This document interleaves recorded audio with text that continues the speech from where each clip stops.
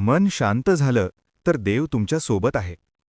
आपल्या आयुष्यात अनेक वेळा आपण बाहेरच्या गोंधळात इतके अडकून जातो की स्वतःच्या मनाचा आवाज ऐकायलाही वेळ मिळत नाही. विचारांची गर्दी, चिंता, अपेक्षा आणि अपयशाची भीती या सगळ्यांमुळे मन सतत अस्थिर होतं. पण कधी असा क्षण येतो जेव्हा अचानक सगळं शांत होतं. मनातला आवाज थांबतो आणि एक वेगळीच शांतता जाणवते. ही शांतता साधी नसते, ती देवाच्या उपस्थितीची जाणीव असते.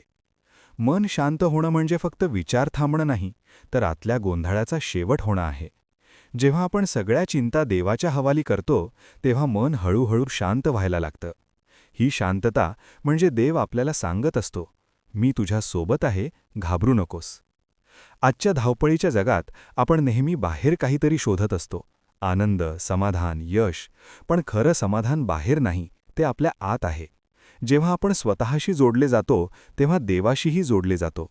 कारण देव बाहेर कुठेतरी नाही, तो आपल्या मनातच आहे. कधी तुम्ही लक्ष दिलंय का, जेव्हा तुम्ही खूप प्रार्थना करता, ध्यान करता किंवा फक्त शांत बसता, तेव्हा मन हलकं वाटायला लागतं. तीच वेळ असते जेव्हा देव तुमच्याशी संवाद साधत असतो.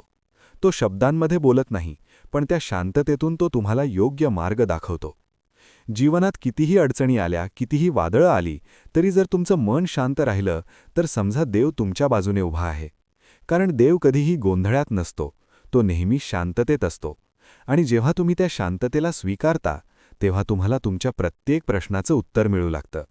मन शांत ठेवणं सोपं नाही, त्यासाठी संयम, विश्वास आणि श्रद्धा लागते.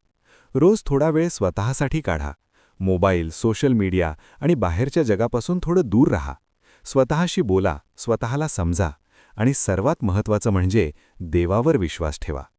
कारण शेवटी जेव्हा सगळं काही थांबतं, जेव्हा मनात कोणतीही भीती किंवा शंका राहत नाही, तेव्हा जी शांतता अनुभवता तीच देवाची उपस्थिती आहे. म्हणूनच लक्षात ठेवा, मन शांत झालं तर देव तुमच्या सोबत आहे.